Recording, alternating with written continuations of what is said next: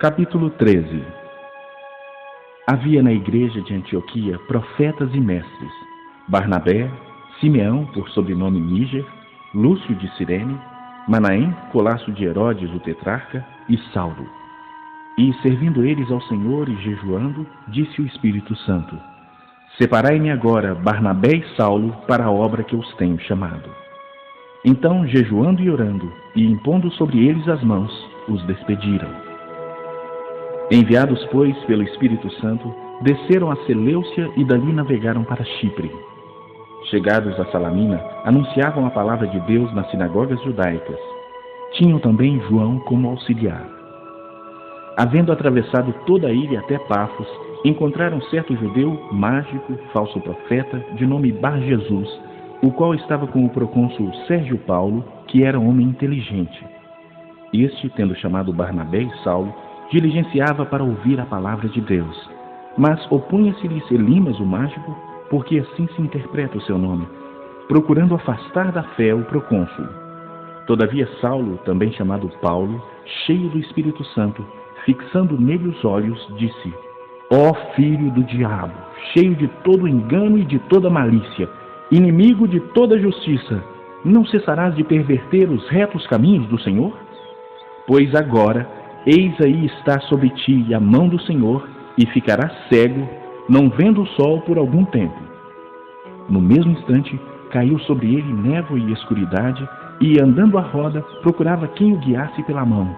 Então o procônsul, vendo o que sucedera, creu maravilhado com a doutrina do Senhor. E, navegando de Pafos, Paulo e seus companheiros dirigiram-se a Perge da Panfília. João, porém, apartando-se deles, voltou para Jerusalém. Mas eles, atravessando de Perge para Antioquia da Pisídia, indo num sábado à sinagoga, assentaram-se. Depois da leitura da lei e dos profetas, os chefes da sinagoga mandaram dizer-lhes: Irmãos, se tendes alguma palavra de exortação para o povo, dizei-a.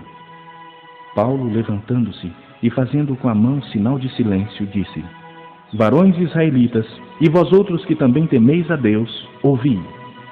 O Deus deste povo de Israel escolheu nossos pais e exaltou o povo durante sua peregrinação na terra do Egito, donde os tirou com braço poderoso.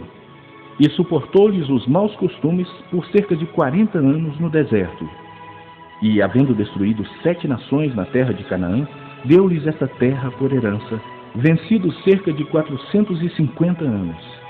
Depois disso, lhes deu juízes até o profeta Samuel. Então eles pediram um rei, e Deus lhes deparou Saul, filho de Quis, da tribo de Benjamim, e isto pelo espaço de 40 anos. E, tendo tirado a este, levantou-lhes o rei Davi, do qual também, dando testemunho, disse: Achei Davi, filho de Jessé, homem segundo o meu coração, que fará toda a minha vontade. Da descendência deste, conforme a promessa, trouxe Deus a Israel o Salvador, que é Jesus, havendo João primeiro pregado a todo o povo de Israel, antes da manifestação dele, batismo de arrependimento.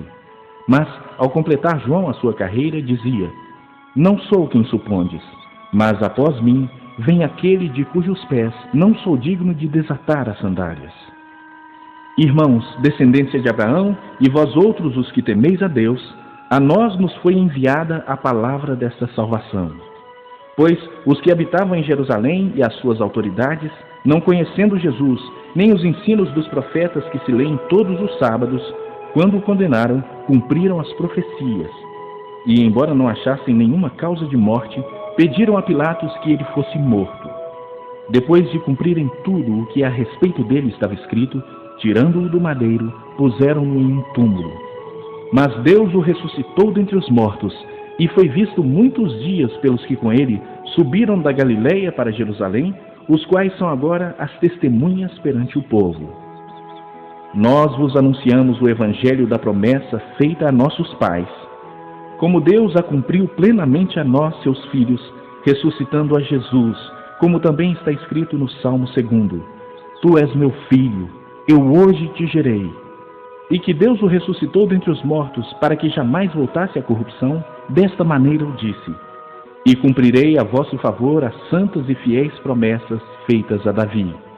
Por isso também diz em outro salmo: não permitirás que o teu santo veja corrupção.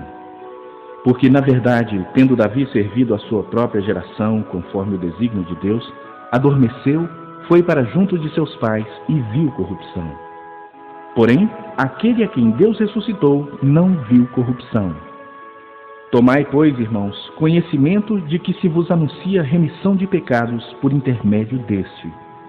E por meio dele, todo o que crê é justificado de todas as coisas das quais vós não pudestes ser justificados pela lei de Moisés.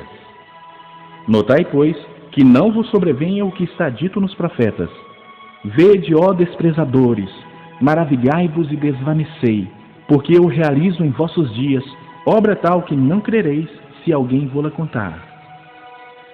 Ao saírem eles, rogaram-lhes que no sábado seguinte lhes falassem estas mesmas palavras.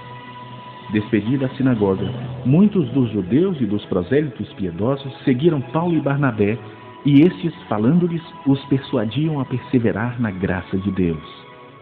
No sábado seguinte, afluiu quase toda a cidade para ouvir a palavra de Deus. Mas os judeus, vendo as multidões, tomaram-se de inveja e, blasfemando, contradiziam o que Paulo falava. Então Paulo e Barnabé, falando ousadamente, disseram: Cumpria que a vós outros, em primeiro lugar, fosse pregada a palavra de Deus. Mas, posto que a rejeitais, e a vós mesmos vos julgais indignos da vida eterna, eis aí que nos volvemos para os gentios. Porque o Senhor assim nolo determinou: Eu te constituí para a luz dos gentios, a fim de que sejas para a salvação até os confins da terra. Os gentios, ouvindo isto, regozijavam-se e glorificavam a palavra do Senhor, e creram todos os que haviam sido destinados para a vida eterna. E divulgava-se a palavra do Senhor por toda aquela região. Mas os judeus instigaram as mulheres piedosas de alta posição e os principais da cidade, e levantaram perseguição contra Paulo e Barnabé, expulsando-os do seu território. E estes, sacudindo contra aqueles o pó dos pés, partiram para Icônio. Os discípulos, porém, transbordavam de alegria e do Espírito Santo.